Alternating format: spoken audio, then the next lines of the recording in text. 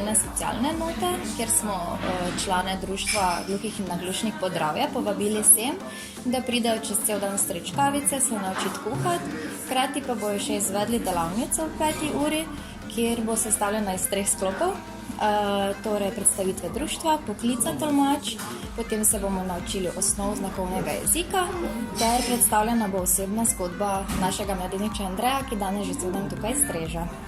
Prednost tej tematiki, se nismo toliko odločili, da bi dali prednost, kot toliko, da so že pred 2 letoma ti člani izrazili željo, da bi stregli v gostilni, da bi imeli morda tudi svojo gostilno enkrat v prihodnosti in da bi nekako pridobili izkušnje, ker kot vemo, verjetno je za gluhe in naglušne ljudi zelo težko dobiti nasploh službo, kaj šele službo v strežbi. In smo potem razmišljali, da če že imamo možnost, imamo tukaj pisarno in lahko torej tudi njim ponudimo to možnost, da se naučijo, morda že malo izkusijo, kako je to, če te nekdo ne razume in ne ve znakovnega jezika, da se naučiš tudi biti potrpežljiv.